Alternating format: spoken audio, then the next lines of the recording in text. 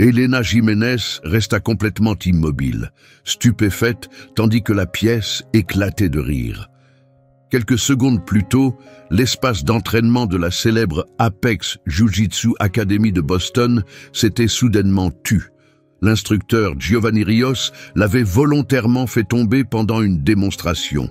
« Les femmes comme toi devraient se contenter des cours de vélo, pas de ce tapis », se moqua-t-il en resserrant sa ceinture noire avec un sourire narquois. Les élèves de Giovanni ricanaient, certains filmaient la scène avec leur téléphone. Mais personne ne fit attention aux mains calmes d'Elena, ni aux callosités effacées sur ses paumes, alors qu'elle se relevait sans un mot. Son regard croisa brièvement celui de Giovanni, fixe, impénétrable. En réajustant son uniforme, une plaque militaire glissa légèrement hors de son t-shirt. « Il faut savoir reconnaître ses limites », dit Giovanni à la classe.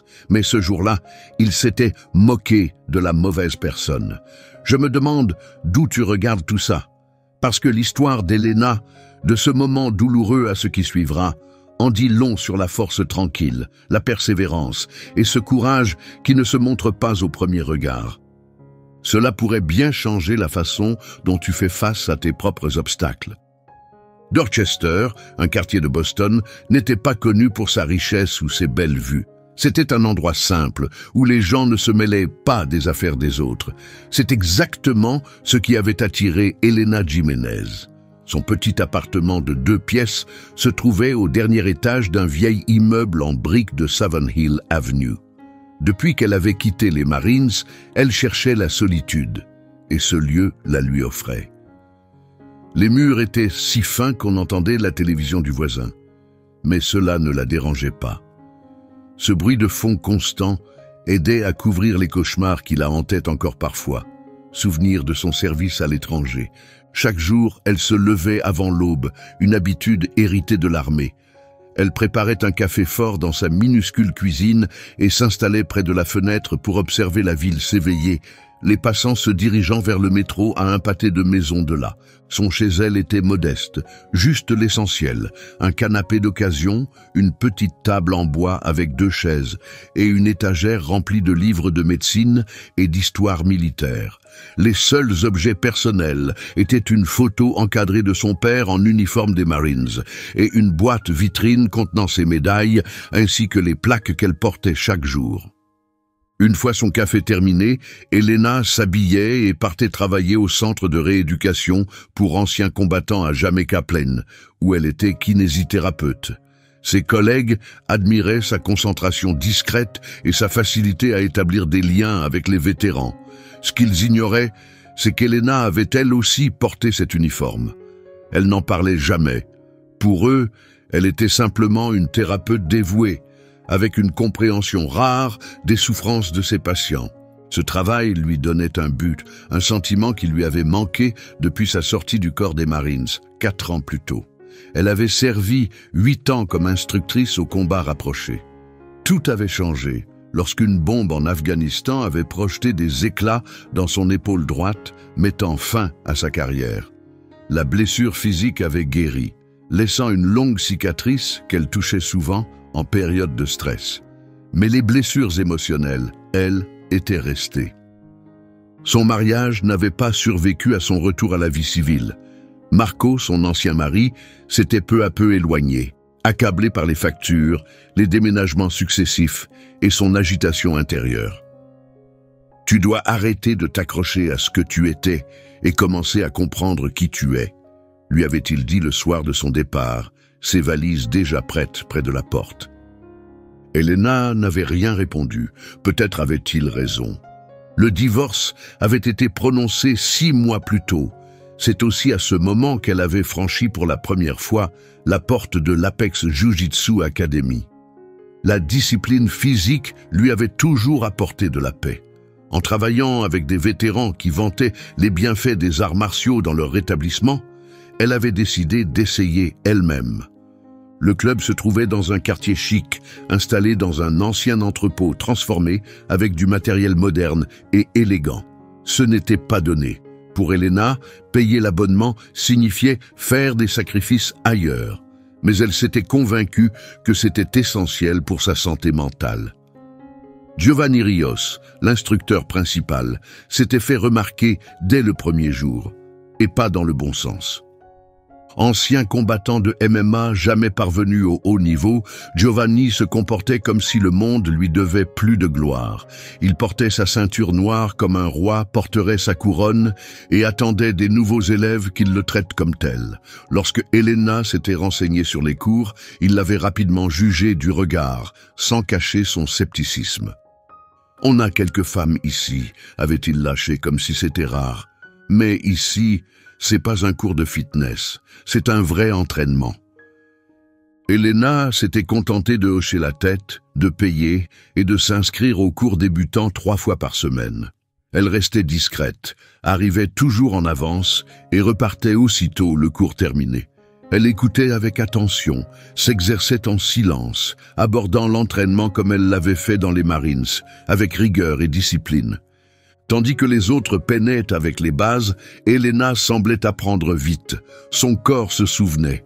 Elle ne parlait jamais de son passé, préférant rester dans l'ombre. Mais ses compétences n'avaient pas tardé à attirer l'attention. Giovanni et les autres élèves finirent par la remarquer. Ce moment où elle s'était retrouvée humiliée au centre du tatami ne sortait pas de nulle part. Cela couvait depuis un moment.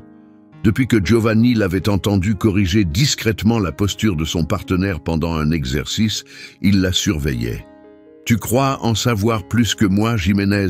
avait-il lancé, assez fort pour que tout le monde entende. « Peut-être que c'est toi qui devrais donner le cours. » Elena s'était excusée et s'était écartée, mais le mal était fait. Remettre en cause les règles tacites du club était impardonnable, et Giovanni n'attendait qu'une occasion de la rabaisser. Il l'avait saisie ce jour-là, pendant le cours avancé, un niveau qu'Elena venait à peine d'intégrer. Il l'avait appelée au centre du tatami, soi-disant pour démontrer une défense face à un adversaire plus fort. Mais au lieu d'enseigner, il avait réglé ses comptes. Avec bien plus de force que nécessaire, il lui avait balayé les jambes, la projetant au sol avec une telle violence qu'elle en perdit le souffle. Alors que les rires s'estompaient, Elena replaça calmement ses plaques militaires sous son uniforme et se releva. Son visage resta neutre, masquant le feu qui brûlait en elle. « Merci pour la démonstration, monsieur », dit-elle doucement, en s'inclinant comme l'exigeait le protocole. Le sourire de Giovanni s'élargit alors qu'il se tournait vers la classe. Voilà pourquoi un vrai entraînement est essentiel. Certaines personnes ne sont tout simplement pas faites pour ça, peu importe leurs efforts. Le message était clair. Elena n'était pas à sa place. Alors qu'elle rejoignait le bord du groupe, une élève plus jeune, prénommée Serena, se pencha pour murmurer juste assez fort. Voilà ce qui arrive quand les mamans sportives veulent jouer les durs. Les rires reprirent. Elena resta concentrée, terminant le reste de la séance en silence, chacun de ses gestes nets et précis. Elle ignora les regards, les murmures et les remarques à peine voilées. Quand arriva le moment des combats, Giovanni s'arrangea pour l'exclure. « Jiménez, assieds-toi et observe. Tu pourrais apprendre quelque chose, » lança-t-il, sans cacher son mépris. Alors Elena s'assit contre le mur, observant chaque combat, analysant les postures, les stratégies, les erreurs. Être mise à l'écart ne lui était pas étranger, et elle savait que ce ne serait pas la dernière fois. À la fin du cours, pendant que les autres se dirigeaient vers les vestiaires, Giovanni s'approcha. « Il faut nettoyer les tatamis. Puisque tu ne t'en sers pas vraiment, autant te rendre utile. » Il jeta une serviette et un spray à ses pieds, puis s'éloigna sans un mot de plus. Elena attendit que la salle soit vide pour commencer. Ce n'était pas la tâche en soi qui la dérangeait. Elle avait fait bien pire pendant son service, mais l'intention était claire, la rabaisser. Alors qu'elle terminait de nettoyer la dernière section du tapis, elle aperçut quelqu'un dans l'embrasure de la porte. Ricardo Navarro, le propriétaire de l'académie. Avant tout, c'était un homme d'affaires avisé. La cinquantaine, les cheveux grisonnants et un regard perçant, Ricardo avait fait d'Apex l'une des académies les plus réputées de Boston. Des photos tapissaient les murs de son bureau, lui posant avec des combattants professionnels et des personnalités connues. « Elena, c'est bien ça. Tu as une minute ?» dit-il, en lui faisant signe d'entrer. Elle laissa le matériel et le suivit, se tenant instinctivement droite pendant qu'il s'installait dans son fauteuil en cuir. « J'ai observé tes progrès, » commença-t-il, les doigts joints. « Giovanni a soulevé quelques inquiétudes concernant ton intégration ici. » Elena ne répondit pas, attendant la suite. « Apex a une image à préserver. Nos membres attendent un certain niveau. On ne donne pas de médaille pour la participation. » Il s'arrêta, visiblement en attente d'une réaction. Elle n'en donna aucune. Il reprit « Écoute, on a des cours débutants réservés aux femmes, le mardi et le jeudi. Je pense que ce serait plus adapté pour toi. » Ce n'était pas une proposition, c'était une manière polie de la pousser vers la sortie. « Avec tout le respect que je vous dois, monsieur, j'ai déjà payé pour le cours avancé, » répondit Elena, calme et posée. Le ton de Ricardo changea. « Eh bien, nous venons aussi d'instaurer de nouveaux frais pour les cours avancés. 60 $ de plus par mois. » Une tentative à peine déguisée de la faire partir. Elena ne broncha pas. « Compris. » « Parfait. Ça commencera le mois prochain et j'aurai aussi besoin de ta signature pour notre communication. » Il fit glisser une feuille sur le bureau. Elena parcourut rapidement le document. Il autorisait l'académie à utiliser toute photo ou vidéo d'elle, ce qui incluait presque certainement les images de sa chute. Sans un mot, elle signa et le lui rendit. Sa signature était aussi maîtrisée que son expression. La semaine suivante fut encore pire. À son arrivée, des captures d'écran de la vidéo avaient été imprimées et punaisées sur le panneau d'affichage, des images de sa chute accompagnées de la légende « technique ratée ». Des élèves qui lui parlaient auparavant évitaient désormais son regard. Pendant les exercices, personne ne voulait s'entraîner avec elle. « On a besoin de quelqu'un qui suive vraiment le rythme », lança un homme, assez fort pour qu'elle entende. Pendant les pauses, les conversations s'arrêtaient dès qu'elle approchait pour reprendre en chuchotant une fois qu'elle était passée. Même son sac de sport avait été déplacé, retiré de sa place habituelle et posé près des toilettes. Un message silencieux sur la façon dont on la considérait. Giovanni, quant à lui, enfonçait le clou. À chaque démonstration, elle devenait l'exemple à ne pas suivre. « Voilà le genre d'erreur que font les débutants », annonçait-il en la forçant dans des positions douloureuses qui sollicitaient son épaule blessée tout en soulignant lentement chacune de ses fautes. Chaque fois que des visiteurs venaient visiter les lieux, il veillait à la critiquer devant eux. Certaines personnes ne semblent tout simplement pas comprendre les bases, peu importe le temps qu'elles y consacrent, déclara-t-il bruyamment à un nouvel élève, s'assurant que toute la classe l'entende. Puis, avec un sourire, il ajouta « On accepte tous les niveaux, même ceux qui ne progressent jamais. » Les rumeurs sur la façon dont Elena était traitée chez Apex commencèrent à circuler. Lors d'un entraînement libre dans une académie voisine, où des élèves de différentes écoles se retrouvaient, Elena entendit des chuchotements dès son entrée. C'est elle, celle d'Apex, qui ne sait pas quand s'arrêter. Personne ne l'invita à s'associer. Quand elle s'approcha enfin de quelqu'un, on lui répondit qu'il devait partir plus tôt. Une autre fois, en file dans un café près de la salle, elle aperçut 2 élèves de son cours juste devant elle. « T'as vu ce pauvre étranglement hier ?» dit l'un, sans savoir qu'elle se tenait derrière eux. Giovanni dit qu'elle est la preuve que certains devraient se contenter du yoga. Lorsqu'ils se rendirent compte qu'elle avait entendu, ils parurent gênés, mais ne s'excusèrent pas. La barista, ayant assisté à la scène, ajouta discrètement un double espresso à sa commande. « Laisse pas les abrutis t'atteindre », murmura-t-elle avec un sourire bienveillant. Un petit geste, mais qui ressortait au milieu de toute cette hostilité. Même sa vie personnelle fut touchée. Son ex-mari, Marco, avait vu une des vidéos qui tournaient en ligne. Il lui envoya un message. « C'est pour ça que je suis parti. Tu ne sais jamais quand t'arrêter. Toujours à courir après quelque chose au lieu d'accepter tes limites. » Elena fixa le message longtemps, puis le supprima sans répondre. Au travail, elle remarqua un changement. Quelques collègues la regardaient bizarrement. L'un de ses patients réguliers, un homme âgé en rééducation après une opération du genou, demanda soudain à être transféré. Plus tard, elle entendit la réceptionniste dire qu'il avait vu cette vidéo et ne se sentait pas à l'aise d'être suivi par quelqu'un qui, selon ses mots, manquait de discernement. Même son propriétaire n'échappa pas au ragot. Un soir, il l'a surpris en train de s'entraîner dans la cour. « Garde tes trucs de combat loin d'ici », la prévint-il. « Il y a des familles avec des enfants dans cet immeuble. » Les frais croissants de son abonnement chez Apex commençaient aussi à peser. Elena prit des gardes supplémentaires le week-end au centre de rééducation et réduisit son budget au strict minimum. Refusant toujours de laisser l'argent la faire abandonner. Malgré tout, elle continua d'aller au cours. Cette même détermination, héritée de l'armée, la portait encore. Chaque insulte, chaque mise à l'écart, chaque humiliation, elle les encaissait et avançait. Chez elle, elle s'entraînait seule dans le salon, poussant les meubles pour faire de la place. Mais ce qu'aucun élève d'Apex ne savait, c'est que 2 fois par semaine, elle s'exerçait en secret avec le sergent-chef Diego Ramirez dans un centre communautaire de Dorchester.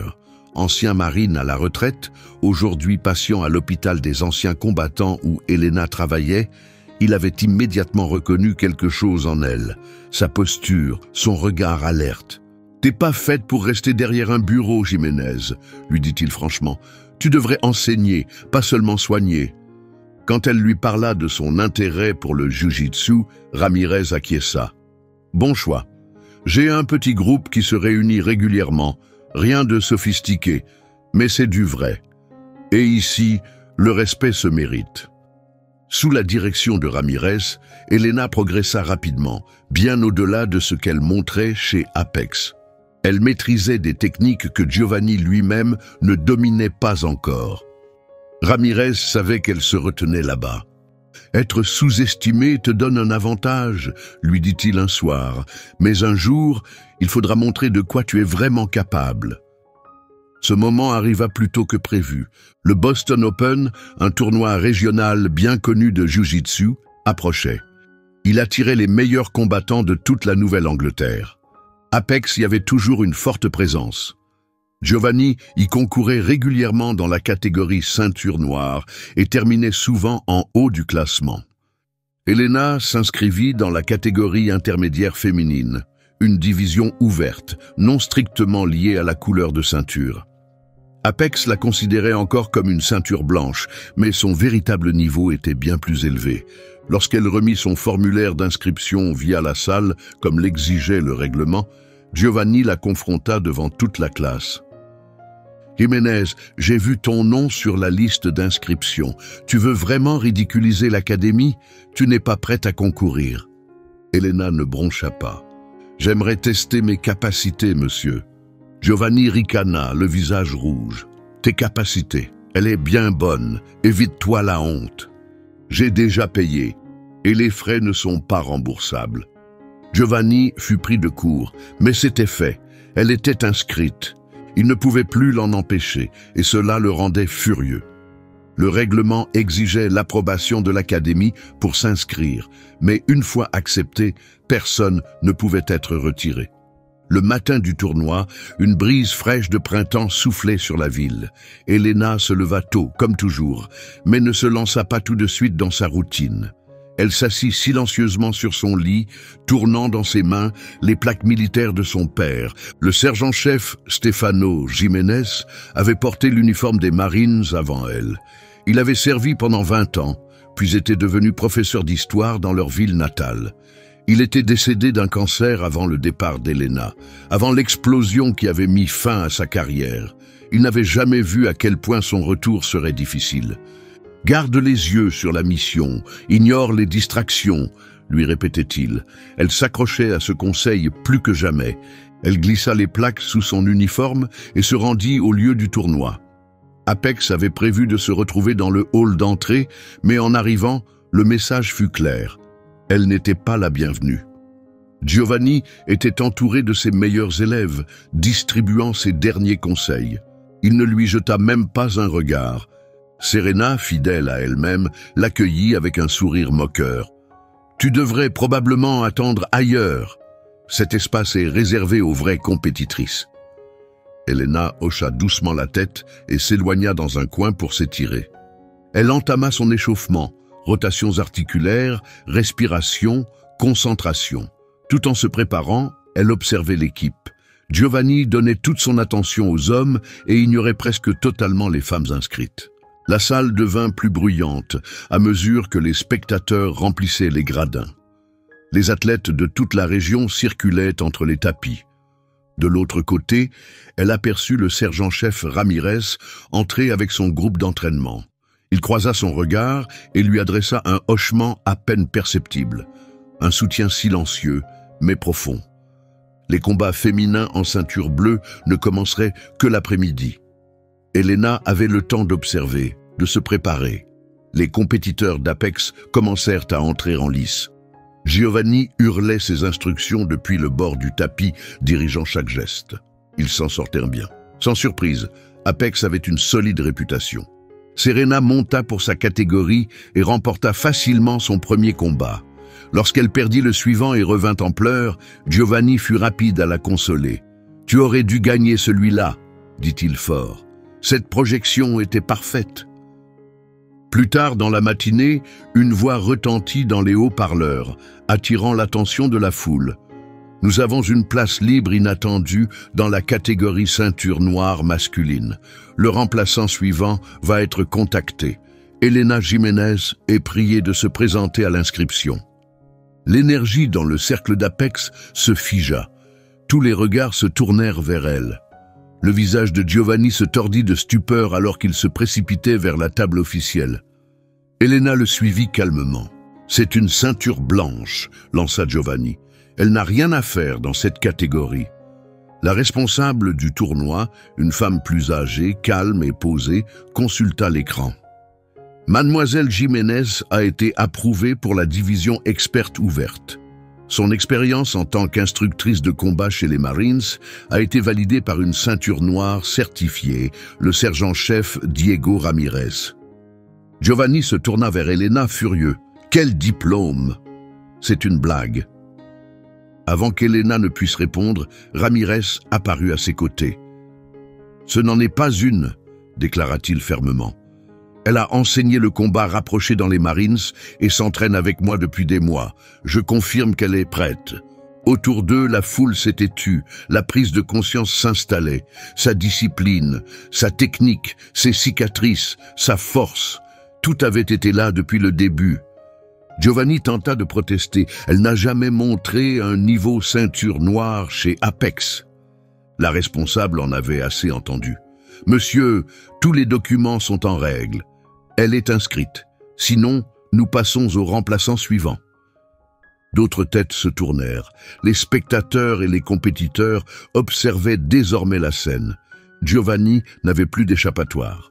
« Très bien, laissez-la se ridiculiser », grommela-t-il. Il se détourna, mais la responsable ajouta « Encore une chose, avec la mise à jour du tableau, vous serez son premier adversaire. » Giovanni s'arrête net, se retournant lentement. Son visage trahissait une panique impossible à dissimuler. C'est une erreur. Mais non, et tout le monde le savait. Trop de personnes avaient assisté à la confrontation. Modifier la programmation maintenant aurait soulevé des soupçons, voire des accusations de favoritisme. Giovanni s'était piégé lui-même. La rumeur de ce combat inattendu se répandit comme une traînée de poudre. Lorsqu'Elena et Giovanni furent enfin appelés sur le tapis, les spectateurs s'attroupèrent, murmurant entre espoir et scepticisme, certains s'attendant à un désastre, d'autres à une révélation. Lorsqu'Elena retira sa veste, des muscles fins et dessinés apparurent sur ses bras, une force longtemps cachée sous des vêtements amples. Quelques élèves d'Apex laissèrent échapper un souffle de surprise. Ce n'était pas l'Elena qu'ils croyaient connaître. Giovanni tenta de garder contenance alors qu'ils s'inclinèrent l'un devant l'autre, puis devant l'arbitre. Mais sa mâchoire était crispée et ses gestes manquaient de leur assurance habituelle. Le sifflet retentit, Giovanni se jeta en avant, agressif et rapide, cherchant à dominer d'entrée avec une prise ferme au col. Elena ne résista pas. Elle observa, attendit, calcula. Puis, dans un enchaînement fluide, elle détourna sa force, saisit la manche et glissa dans une clé de bras impeccable.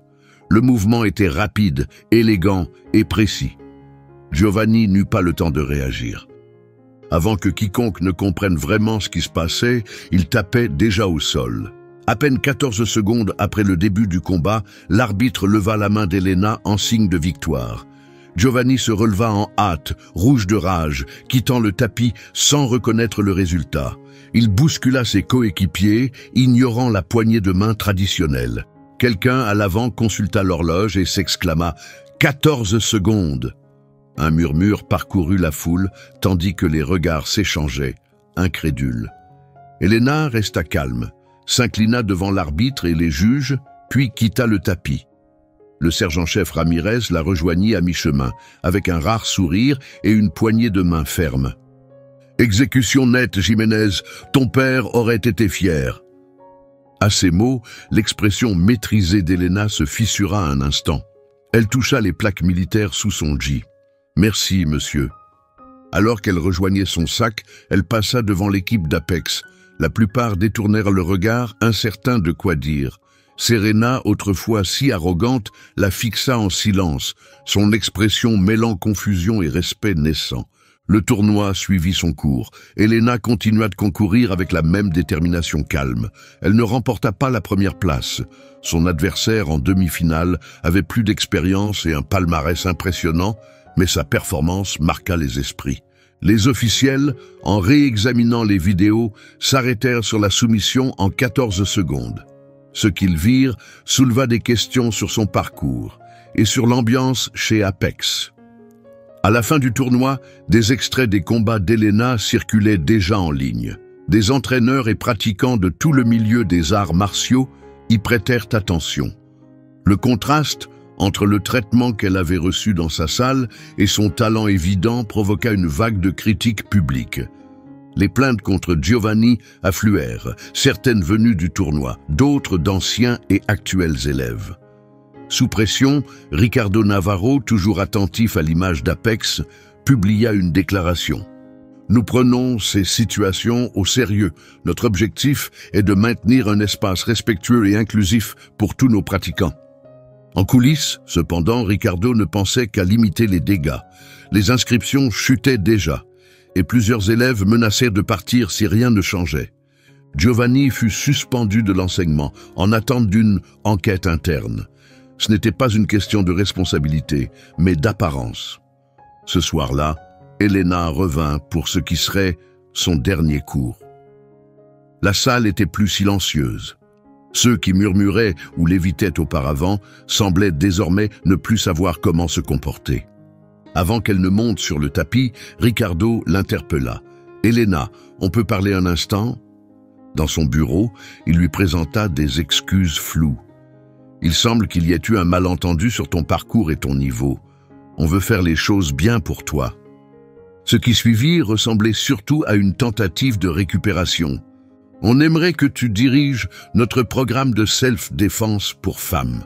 Avec ton passé militaire, tu serais une excellente ambassadrice pour notre image. » Elena écouta poliment, puis, avec son calme habituel, elle refusa. « Merci pour l'offre, monsieur Navarro.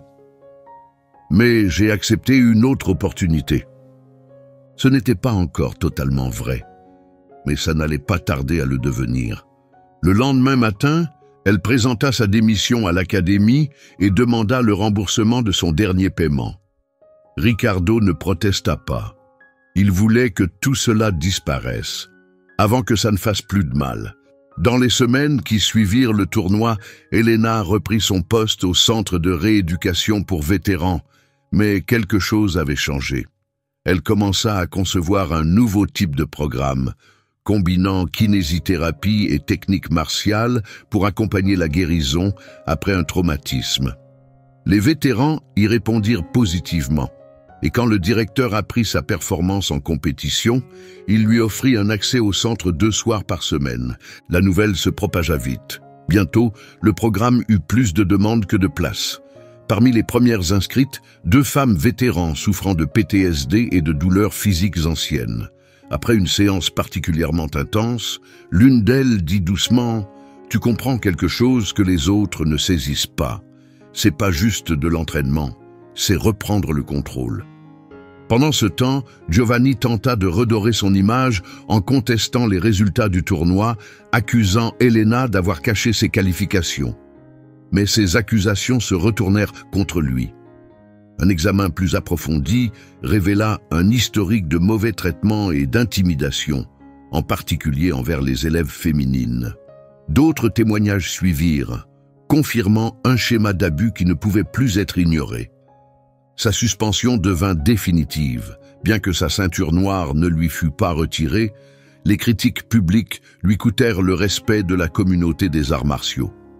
Environ 1 mois après le tournoi, alors qu'Elena commandait son café habituel, Giovanni entra dans le café. Il la repéra et s'avança d'un pas décidé, sa voix juste assez forte pour que les autres entendent. « Tu m'as ridiculisé. T'as caché ton passé. » Elena soutint son regard. « Je n'ai jamais menti. Tu n'as juste jamais pris la peine de demander. » Puis elle paya et s'éloigna, refusant d'alimenter le drame qu'il cherchait visiblement. Ce fut leur dernier échange. Avec le temps, la scène martiale de Boston commença peu à peu à l'accueillir. Certaines écoles, plus ouvertes, l'invitèrent à s'entraîner ou à enseigner. Son histoire résonnait, son talent et sa perspective étaient incontestables. Un jour, Serena se présenta à l'un des cours d'Elena pour les vétérans. Elle s'approcha lentement, visiblement nerveuse. « Je suis venue m'excuser, » dit-elle. « Je t'ai jugé sans rien savoir. Je me suis trompée. » Elena accepta les excuses avec grâce. On fait tous des suppositions. Ce qui compte, c'est d'être prêt à voir les choses autrement quand on apprend. Serena demanda si elle pouvait aider avec le programme. Elena accepta, à une condition qu'elle comprenne les besoins et les limites des personnes en reconstruction. Cette offre marqua le début d'un nouveau chapitre. Plus tard, Serena choisit d'étudier la kinésithérapie, inspirée par l'approche d'Elena. Même Ricardo Navarro reprit contact, lui proposant de diriger entièrement une nouvelle antenne d'Apex, avec contrôle total sur la culture et le programme. Elena refusa, mais utilisa la conversation pour plaider en faveur d'un meilleur soutien aux élèves, quel que soit leur niveau ou leur parcours. 6 mois plus tard, le programme d'Elena s'était étendu à 3 lieux dans la ville, soutenu par des fonds du VA et des subventions communautaires. Elle travaillait toujours à plein temps au centre de rééducation, mais avait ajusté ses horaires pour répondre à la demande croissante. Le sergent-chef Ramirez l'avait rejointe comme co-instructeur. Son style direct contrebalançait parfaitement la sérénité d'Elena, et ensemble, ils bâtirent une méthode axée sur la guérison du corps et de l'esprit à travers le mouvement et la discipline. Elle portait désormais les plaques de son père par-dessus son J visible, un rappel de l'héritage qu'il avait forgé. Ses élèves appelaient affectueusement la clé de bras utilisée lors du tournoi la solution en 14 secondes, bien qu'Elena les décourage doucement de ce surnom. « Ce n'est pas la technique qui compte, » leur disait-elle, « c'est la préparation, le bon moment et l'état d'esprit. Tout le monde peut apprendre ça avec concentration et effort. » À l'anniversaire du décès de son père, Elena retourna au cimetière en Pennsylvanie. Comme toujours, elle déposa une pierre sur sa tombe, et cette fois, laissa une photo d'elle entourée de ses élèves, dont beaucoup étaient des vétérans retrouvant leur force grâce à son programme. « Tu avais raison, papa, » murmura-t-elle, « la mission compte. » Pas le bruit autour. Alors qu'elle se retournait pour partir, elle aperçut un vieil homme non loin. Il s'approche lentement, appuyé sur une canne. « Tu es la fille de Stefano Jiménez, pas vrai ?» demanda-t-il avec douceur. « Celle qui aide les vétérans à Boston. » Elena hocha la tête, intriguée. « Je suis Alberto Reyes, » dit-il en tendant la main. « Ton père et moi avons servi ensemble, au Liban. C'était avant ta naissance.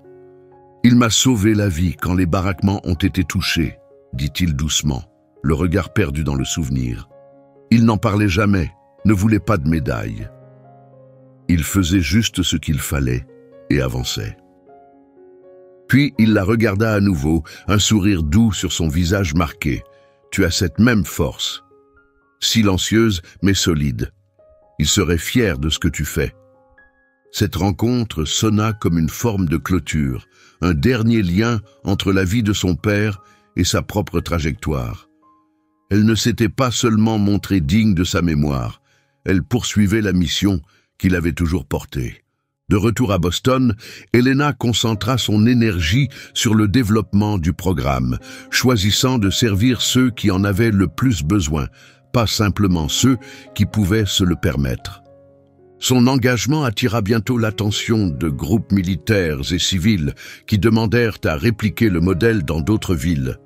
Ce bref combat de 14 secondes, celui qui avait tout bouleversé, n'était plus qu'un point de départ dans une histoire bien plus vaste, faite d'impact et de guérison.